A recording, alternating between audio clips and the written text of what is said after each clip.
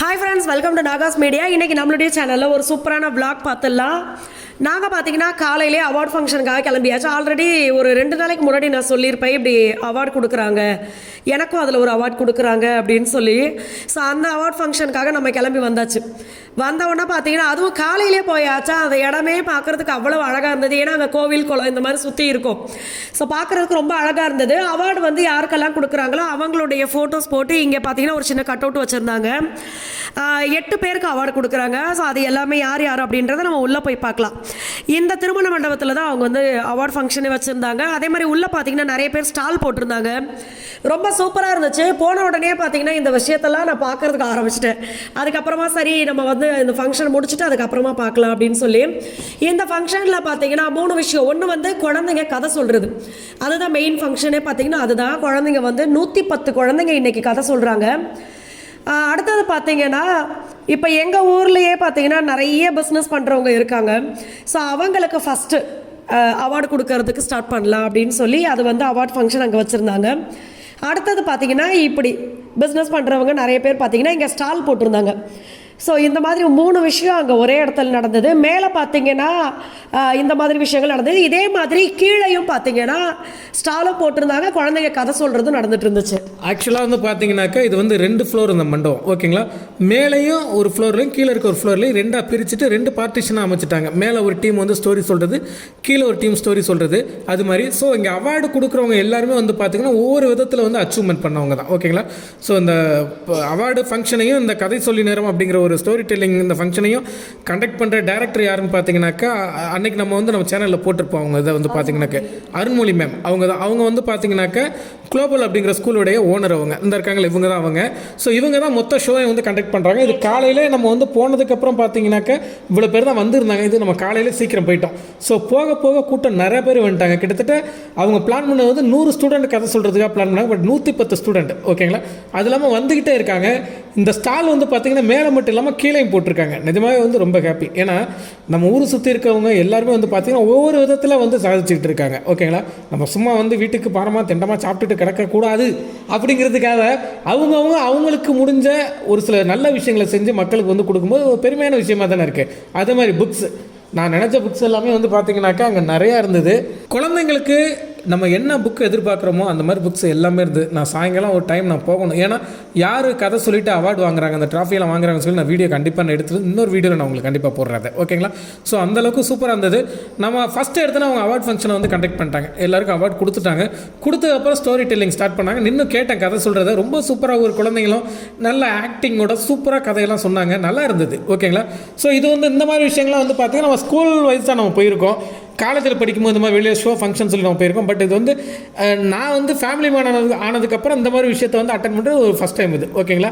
எல்லாருமே வந்து பார்த்தீங்கன்னாக்கா எல்லாம் அந்த பாருங்கள் அவங்க அஸ்வினி அவங்க வந்து எல்லா பொருளும் வச்சுருந்தாங்க. எல்லாமே சூப்பராக இருந்தது. நம்ம மேக்ஸிமம் ப்ராடக்ட் வந்து பார்த்திங்கன்னா அவங்கள்ட்ட தான் நம்ம பர்ச்சேஸ் பண்ணிக்கிட்டு இருக்கோம். அடுத்து பார்த்தீங்கன்னா இன்றைக்கி ஒரு சம்பவம் நடந்துச்சு. ஏற்கனவே பார்த்தீங்கன்னா நம்ம வந்து ட்ரெஸ் எடுத்தோம். அன்றைக்கி அவார்ட் ஃபங்க்ஷனுக்கு போட்டுக்கிறதுக்காக மகி எனக்கு இந்த ட்ரெஸ்ஸை செலக்ட் பண்ணி கொடுத்துருக்காரு அப்படின்னு சொல்லியிருந்தேன். நேற்று நைட்டு பார்த்தீங்கன்னா அவர் வந்து எனக்கு நல்லது செய்ய தான் விருப்பப்பட்டு பண்ணார். அந்த ட்ரெஸ்ஸை எடுத்து மச்சா காலையில் போடுறதுக்கு இப்போ எடுத்து வச்சிடுறேன் அப்படின்னு சொல்லியிருந்தேன். மகி சொன்னார் அயன் பண்ணி கொடுக்குறேன்ப்பா அப்படின்னாரு. அப்போயே எனக்கு ஒரு மனசு பார்த்தீங்கன்னா அயன்லாம் பண்ண வேணாண்டா விடுறா அப்படின்னா, நீ நல்ல ட்ரெஸ்ஸை அயன் பண்ணி தர, அதெல்லாம் நீ சூப்பராக போட்டுக்கணும் அப்படின்னாரு. காலையில் பார்த்தீங்கன்னா இவர் மாடியிலேருந்து கீழே வர்றதுக்குள்ளேயே நான் ட்ரெஸ்ஸை போட்டு ரெடி ஆகிட்டேன். வந்தவர் திருப்பி ட்ரெஸ்ஸை கழட்டி கொடு, நான் அயன் பண்ணி தான் கொடுப்பேன், நீ அயன் பண்ணி தான் போடணும் அப்படின்னு சொல்லி எனக்கு பார்த்தீங்கன்னா கொடுக்கும் போதே உள்ளே தெரியும் அது என்ன நடக்கும்ன்ட்டு. நான் மைண்ட் செட்டுக்கு வந்துட்டேன், இந்த ட்ரெஸ்ஸில் எது ஆனாலும் சரி இன்னைக்கு நம்ம திட்டக்கூடாது மகியை, ஏன்னா அவர் நம்மளுக்கு நல்லது தானே பண்ணுறாரு அப்படின்னு சொல்லி. ஆனால் சொன்னாலும் கேட்க மாட்டார். நேற்றே சொன்னேன் நான், மச்சான் இந்த ட்ரெஸ்ஸோடைய மெட்டீரியல் வேறு மாதிரி இருக்குடான்னு. அவர் பரவாயில்ல கூட லைட்டு ஹீட் வச்சு பண்ணித்தரேன்னாரு. பேசிக்கிட்டு எங்கள் மாமியார்கிட்ட பேசிட்டு லைட்டு ஹீட்டில் வச்சு ஒரு இழுத்தாரு, கை டருன்னு கிழிச்சு போச்சு. அப்போ எனக்கு இதை வந்து நான் முன்னாடியே நினச்சிருந்தேன். ஓகே கண்டிப்பாக இந்த ட்ரெஸ்ஸை சூடு பட்டுச்சுன்னா இப்படி தான் ஆகும்ன்ட்டு. நான் இந்த ஃபங்க்ஷனுக்காக அபிக்கு வந்து நல்லா சாஃப்ட் கிளாத்தாக கொஞ்சம் காஸ்ட்லியாக எடுத்து கொடுப்போம், ஒரு கிஃப்ட் மாதிரி சொல்லி நான் வாங்கி கொடுத்தேன். அது வாங்கிட்டு வந்து அயன் பண்ணால் அது என்னமோ வந்து எப்படின்னா அது எப்படி இருக்குன்னு சொல்லவே முடியல. அந்த கிளாத்தோட இது ரொம்ப சாஃப்டாக ஒரு சின்ன கடுதாசு மாதிரி இருக்குது. ஏதோ பிளாஸ்டிக் மாதிரி இந்த சூடு பட்டவொன்னே பார்த்தீங்கன்னா அப்படியே உருகி போச்சு. சரி ஓகே இது வந்து நம்ம ஃபஸ்ட்டே நினச்சது தானே அப்படின்னு சொல்லி விட்டாச்சு. அதுக்கப்புறமா பார்த்தீங்கன்னா எல்லாருமே சேர்ந்து விளக்கு ஏற்றுறது, ஃபஸ்ட்டு விளக்கேற்றி துவங்கி வைக்கிறதுக்காக எல்லாருமே அங்கே விளக்கேற்றிருந்தாங்க. ஆமாம், அந்த ஷோ வந்து இவங்க ஸ்டார்ட் பண்ணுறதுக்கு முன்னாடி வந்து பார்த்தீங்கன்னா அந்த அவார்டு கொடுக்குறதுக்கு பொருத்தமான ஆள் யார் அப்படின்னு கேட்கும்போது இந்த ஒயிட் கலர் சாரி கட்டிட்டு நிற்கிறாங்களா, ரொம்ப பவ்யமாக கையை கட்டிட்டு, அவங்க தான் வந்து பார்த்தீங்கன்னா அஸ்வினி, எங்கள் ஃப்ரெண்டு. அவங்க சொன்னாங்க, நீங்கள் வந்து நாகாஸ் மீடியா அவங்க ஃபேமிலியை கண்டிப்பாக நீங்கள் இன்வைட் பண்ணுங்கள், அவங்க வந்து இது தகுதியானவங்களாக இருப்பாங்க அப்படின்னு சொல்லும்போது எங்களுக்கு ரொம்ப ஹாப்பி. அவங்களுக்கு வந்து ரொம்ப நான் தேங்க்ஸ் பண்ணுறேன் அஸ்வினிக்கு. ஏன்னா அவங்க வந்து டக்குன்னு அவங்களுக்கு ஃப்ரெண்ட்ஸ் சர்க்குலேஷன் நிறைய பேர் இருக்காங்க, அவங்களும் நல்லா பெரிய பிஸ்னஸ் மேன் தான், அவங்களுக்கு தெரியாத ஆட்களே கிடையாது. அவங்க எடுத்தோடனே நம்மளை வந்து அவங்க வந்து சஜஷன் பண்ணியிருக்காங்க, இவங்க தான் அதுக்கு தகுதியான ஆளுங்கிறப்ப அது என்ன ரொம்ப சந்தோஷமாக இருந்தது. எனவே ரொம்ப தேங்க்ஸ் அஸ்வினி. ஆமாம், அஸ்வினி மேம்க்கு தேங்க்ஸ் சொல்லணும். அடுத்தது பார்த்தீங்கன்னா அருள்மொழி மேம்க்கு. நான் வந்து இங்கேருந்து நம்ம இதெல்லாம் பேசணும், நம்ம இவங்களுக்கு தேங்க் பண்ணணும் அப்படின்னு சொல்லி நினச்சிட்டு போனேன். பட் அங்கே பார்த்தீங்கன்னா 110 குழந்தைங்க கதை சொல்லணும் அப்படின்னா பார்த்துக்கோங்களேன், ஒரு நாள் ஃபுல்லாக ஆகும். அதனால் வந்து யாருமே பேசலை, அதாவது அவார்டு வாங்கின யாருமே பார்த்தீங்கன்னா பேசலை. அவங்கள பற்றின விஷயங்கள் எல்லாமே பார்த்தீங்கன்னா அங்கே ஸ்க்ரீன்லேயே வந்து ப்ளே பண்ணிட்டாங்க. அதனால் யாருமே பேசலை. ஸோ அங்கே நான் என்ன நினச்சேன் அப்படின்றது இப்போ நான் சொல்கிறேன். கண்டிப்பாக இது வந்து எல்லாருக்குமே ரீச் ஆகணும். என்னன்னு பார்த்தீங்கன்னா ஃபஸ்ட்டு எல்லாருக்குமே தேங்க்ஸ் சொல்லிட்டேன்னா, அதுக்கு வந்து குழந்தைங்களுக்கு அங்கே வந்து இன்றைக்கி குழந்தைங்க தான் ஹீரோயின்ஸ், அவங்கள வச்சு தான் அங்கே ப்ரோக்ராமே. எல்லா குழந்தைங்களும் ஸ்டோரி சொல்கிறாங்க. நம்ம வீட்டில் இருக்கிற ஒவ்வொரு குழந்தைங்களுக்குமே கண்டிப்பாக நம்ம என்ன சொல்லுவோம், அவங்கள வந்து நீ நல்லா படி அப்படின்னு சொல்லிட்டு பின்னாடி எந்த காரணங்களை சொல்லுவோம், உனக்கு பிடிச்ச எல்லாத்தையுமே நீ வாங்கலாம், நல்லா படிச்சுட்டா நிறைய சம்பாதிக்கலாம், அப்பா அம்மாவை நல்லா பார்த்துக்கலாம், உன் கூட பிறந்தவங்கள நல்லா பார்த்துக்கலாம். ஸோ இதெல்லாம் தான் நம்ம வந்து ஒரு குழந்தைய நல்லா படிக்க வைக்கணும், அப்படி படி அப்படின்னு சொல்கிறது காரணமாக சொல்லுவோம்ல.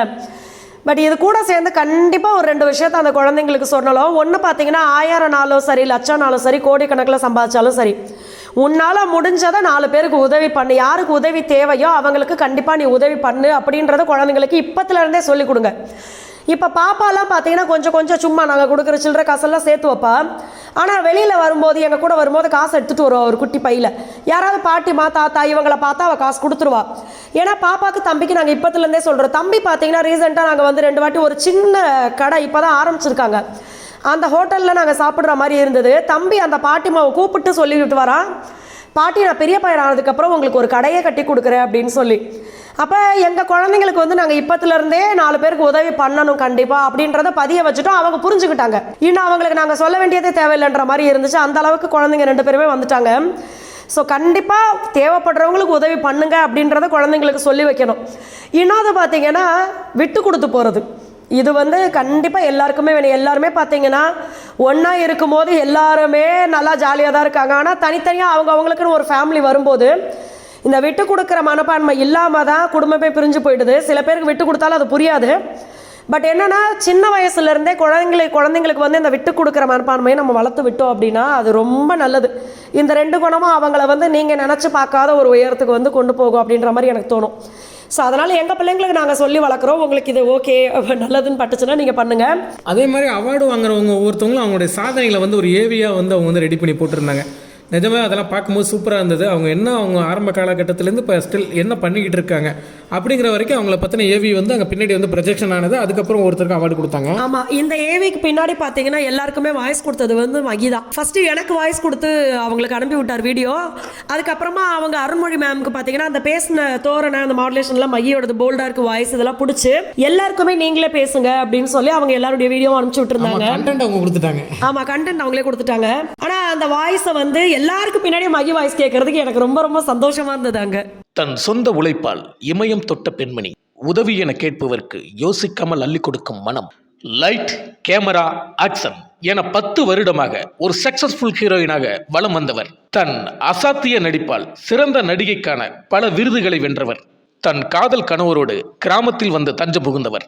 செழிப்பான வாழ்க்கையை விட்டுவிட்டு வெறும் 9 கட்டப்பையோடு தன் வாழ்க்கையை துவங்கியவர். சினிமாவையும் சென்னையையும் விட்டுவிட்டு கிராமத்து வாழ்க்கையை ஏற்ற போது கிண்டல் கேள்விகளுக்கு ஆளானவர். தன்னை கிண்டலும் கேலியும் செய்பவர்களை தனக்கான வெற்றியின் படிக்கட்டுகளாக மட்டுமே மாற்றி காட்டியவர்.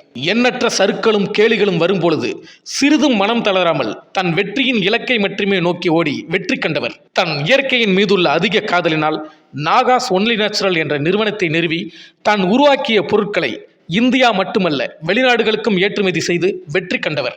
முடியாது என்ற சொல்லை அகராதியில் இருந்து ஒழித்து முயற்சி திருவினையாக்கும் என்று சாதித்து காட்டியவர். இவரெல்லாம் எங்கு உருப்பட போகிறார் என்று கூறியவர் வாயாலே இருந்தாலும் வாழ்ந்தாலும் இவர்கள் போல் இருக்க வேண்டும் என மனதார சொல்ல வைத்தவர். தான் சம்பாதித்த பணத்தில் தான் மட்டும் நல்லா இருந்தால் போதுமா, மற்றவரும் நலமோடு இருக்க வேண்டும் என்ற நற்சிந்தனையில் கல்வி உதவி, ஆசிரமம், முதியோர் இல்லம் என தன்னால் முடிந்த உதவிகளை செய்து அனைவரின் மனதிலும் நீங்கா இடம் பிடித்து இன்று ஒரு சாதனை பெண்மணியாய் வளர்ந்து நிற்கும் திருமதி நாகலட்சுமி மகேஷ் அவர்களுக்கு இந்த விருதை வழங்குவதில் பெருமை கொள்கிறோம்.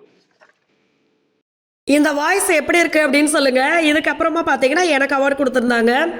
எனக்கு ரொம்ப ஹாப்பியாக இருந்துச்சு. நான் ஃபஸ்ட்டு யோசித்தேன், இப்போ என்னுடைய ஒவ்வொரு இதுக்கும் பார்த்தீங்கன்னா ஒவ்வொரு வெற்றிக்கு பின்னாடி மகி இருப்பாங்க. ஏன்னா ஃபஸ்ட்டு கல்யாணத்துக்கு முன்னாடி எல்லாம் பார்த்தீங்கன்னா அது வந்து வேறு லைஃபு. அதே மாதிரி இன்னொன்று நான் அங்கேயே சொல்லணும்னு நினச்சது பார்த்தீங்கன்னா எல்லாத்தையும் வீடியோவில் சொல்கிறேன். இப்போ நான் சினி ஃபீல்ட்லேயும் சீரியல்லையும் ஆக்ட் பண்ணும்போது பார்த்தீங்கன்னா நிறைய அவார்டு எனக்கு கிடச்சிருக்கு. பட் அது எல்லாமே பார்த்தீங்கன்னா நடிப்புக்கு கிடச்சது. ஆனால் இப்போ கிடச்ச அவார்டு தான் பார்த்தீங்கன்னா அந்த ஒரிஜினலுக்கு உண்மைக்கு கிடச்ச அவார்டு இது. ஸோ அதனால் எனக்கு இது ரொம்ப ஹாப்பியாக இருந்துச்சு. ஏன்னா நம்ம பண்ணுற பிஸ்னஸ்க்கும் இப்போ நம்மளுடைய இது என்னவோ அதுக்காக கிடச்ச ஒரு வெற்றி தான் எனக்கு இது. ஸோ அதனால் கண்டிப்பாக நம்மளுடைய நாகாஸ் மீடியா சப்ஸ்கிரைபர் ஃப்ரெண்ட்ஸ், அப்புறம் பார்த்தீங்கன்னா நாகாஸ் ஒன்லி நேச்சுரல் டீமில், அதே மாதிரி எங்ககிட்ட ப்ராடக்ட் ஆர்டர் கொடுக்குறவங்க எல்லாருக்குமே நான் ரொம்ப ரொம்ப நன்றி சொல்லிக்கிறேன். இந்த நாளே பார்த்தீங்கன்னா எங்களுக்கு ரொம்ப சூப்பராக சந்தோஷமாக இருந்துச்சு. அதனால் எல்லா ஃப்ரெண்ட்ஸ்க்குமே ரொம்ப ரொம்ப நன்றி. அதுக்கப்புறமா பார்த்தீங்கன்னா அங்கே இருக்கிற விஷயங்கள் எல்லாமே அந்த ஸ்டாலில் என்னென்ன இருந்துச்சு அது எல்லாமே எனக்கு ரொம்ப ஆர்வமாக இருந்துச்சு பார்க்குறதுக்கு. இது பார்த்தீங்கன்னா வளையல், அப்படியே நம்ம பெரியவங்களுக்கும் போட்டுக்கலாம், குழந்தைங்களுக்கு வளையலாகவும் போட்டுக்கலாம், குழந்தைங்களுக்கு மோதிரமாகவும் போட்டுக்கலாம், நம்மளும் போட்டுக்கலாம். அது வந்து ஒரே ஒரு விஷயத்தை வாங்கி வச்சா யார் வேணாலும் போட்டுக்கலாம் அப்படின்ற மாதிரி இருந்துச்சு.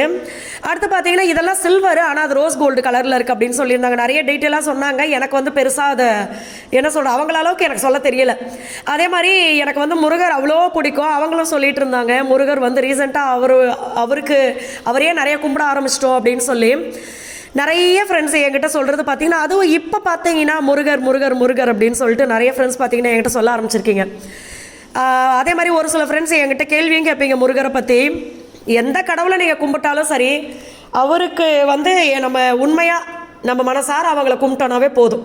நீங்கள் இவரை தான் கும்பிடணும் அவரை தான் கும்பிடணும்னு கிடையாது. எந்த தெய்வம் உங்களுக்கு பிடிக்குதோ அந்த தெய்வத்தை நீங்கள் கும்பிடலாம். ஆனால் நம்ம உண்மையாக கும்பிடணும், அவ்வளோதான். அடுத்தது பார்த்தீங்கன்னா மசாலா ஐட்டம்ஸ், அது மாதிரி ஹனி, கருப்பட்டி, இந்த மாதிரி எல்லா விஷயங்களும் சூப்பராக இருந்துச்சு. அங்கே ஸ்டால் வச்சுருந்தது எல்லாமே யூஸ்ஃபுல்லாக இருந்தது. அடுத்து குழந்தைங்க எல்லாம் வந்து கதை சொல்ல ஆரம்பிச்சிட்டாங்க. உண்மையாகவே இப்போ இந்த வீடியோ பார்த்ததுக்கப்புறம் கூட நீங்கள் ஸ்டார்ட் பண்ணுங்கள். கண்டிப்பாக டெய்லி உங்களுடைய குழந்தைங்களுக்கு கதை சொல்லுங்கள். என்னென்னா இதுக்கு வந்து நம்ம போய் 4 புக்கை படிச்சுட்டு வந்து அந்த புக்கில் இருக்கிற மாதிரி அப்படியே நம்ம குழந்தைங்க கிட்ட வந்து ஒப்பிக்கணும், கதை சொல்லணும் அப்படின்றதெல்லாம் கிடையாது. நீங்கள் உங்களுடைய குழந்தைங்களை எப்படி வளர்க்க ஆசைப்படுறீங்க அதையே ஒரு கதையாக நீங்கள் சொல்லலாம். அவங்களுக்கு வந்து நம்ம இப்போ நார்மலாகவே நீங்கள் பார்த்தீங்கன்னா இப்போ தம்பியை எடுத்துக்கோங்களேன். எங்கள் சாய்ப்பாக்கு நான் ஒரு வாட்டி இப்போ ரீசெண்டாக சொல்கிற கதை என்னென்னா, டெய்லி ஒரு கதை நானாக க்ரியேட் பண்ணி அவன் அடிச்சு விட்ருவேன். ரீசெண்டாக பார்த்தீங்கன்னா நான் அவனுக்கு ஒரு கதை சொன்னேன். அதாவது 2 குழந்தைங்க, சின்ன வயசுலேருந்து ஒரு குழந்தை வந்து காய்கறி, கீரை, பழங்கள் சாப்பிடாம வந்த ஒரு குழந்தையும், அம்மா அப்பா சொல் பேச்சு காய்கறி, கீரை, பழங்கள் இதெல்லாம் சாப்பிட்டு வளர்ந்த ஒரு குழந்தை. ஸோ இந்த மாதிரி 2 குழந்தைங்களை கம்பேர் பண்ணி அம்மா அப்பா சொல் பேச்சு கேட்டு காய்கறி, கீரை, பழம்லாம் சாப்பிட்ட குழந்தை வந்து பெரிய டாக்டர் ஆயிட்டாங்க. மற்றபடி இந்த கீரை, காய்கறிலாம் சாப்பிடாத குழந்தை அவங்களுக்கு வந்து பெரிய நாலேஜ் இல்லாமல் இந்த மாதிரிலாம் இருந்தாங்க அப்படின்னு சொல்லி நான் அவனுக்கு நானாக ஒரு இதை க்ரியேட் பண்ணி சொன்னேன். ஏன்னா இந்த குழந்தைங்களுக்கு நம்ம கீரை சாப்பிட வைக்கணும்.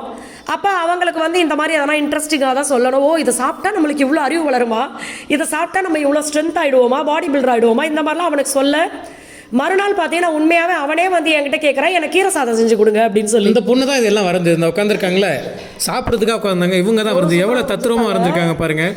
நிஜமாகவே வந்து இதெல்லாம் ஒரு நல்ல ஒரு பயங்கரமான ஒரு டேலண்ட். ஓகேங்களா? அதே மாதிரி எல்லா டைப் அரிசியும் அங்கே இருந்தது. ஓகேங்களா? நிறையா ஆக்சுவலாக வந்து இது வந்து கிரவுண்ட் ஃப்ளோரில் நம்ம போய் எடுத்தது. மேலே வந்து நம்ம ஸ்டால் போட்டிருக்காங்க. அதே மாதிரி கிரவுண்ட் ஃப்ளோரில் வந்து பார்த்தீங்கன்னா ஹோம்மேட் சாக்லேட்ஸு, ஹோம்மேடாக செஞ்ச ஆர்னமெண்ட்ஸு, அப்புறம் வந்து நேச்சுரல் ஸ்டோனில் பண்ணது, கிளாஸ் ஸ்டோன்ஸில் பண்ணது, இது எல்லாமே அவங்களா வந்து வீட்டில் மிஷின் வச்சு அவங்களா ரெடி பண்ணி இந்த மாதிரி நிறைய விஷயங்களை வந்து செஞ்சு கொண்டு வச்சுருக்காங்க. ஸோ இப்போ இருக்க பெண்மணி இல்லத்தரசுகள் எல்லாருக்குமே சொல்கிற விஷயம் என்னென்னா, உங்களுக்குன்னு ஒரு ஸ்டைலை க்ரியேட் பண்ணிக்கோங்க, ஒரு பிஸ்னஸை உருவாக்கிக்கோங்க. ஏன்னா அடுத்தவங்கள்ட்ட வந்து நம்ம வந்து அது செய்வாங்களா இது செய்வாங்களான்னு சொல்லி மற்றவங்க நம்ம எதிர்பார்க்குறதுக்கு உங்களுக்குன்னு ஒரு பிடிமானம் இருந்துச்சுன்னா நீங்கள் தைரியமாக எல்லா விஷயத்தையும் பண்ணலாம். ஓகேங்களா? அதுதான் வந்து ஆசியா பிரதராக நான் சொல்ல வேண்டிய விஷயம்.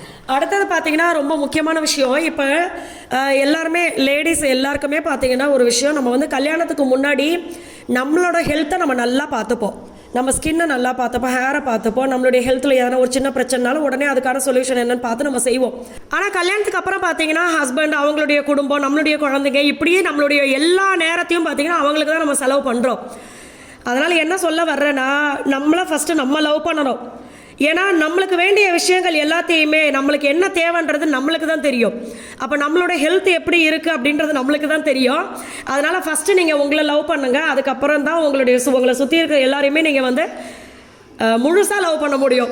நம்மளுடைய ஆரோக்கியத்தில் வந்து குறைபாடு வந்துருச்சுன்னா நம்ம வந்து எதையுமே வந்து ஃபுல்லாக செய்ய முடியாது முழு மனசோட. அதனால தான் ஸோ உங்களை நீங்கள் நல்லா பார்த்துக்கோங்க. எங்கள் மாமியார் பாருங்க, கார்லேருந்து நான் இறங்குறதுக்குள்ளே அங்கேயே இருந்தாங்க.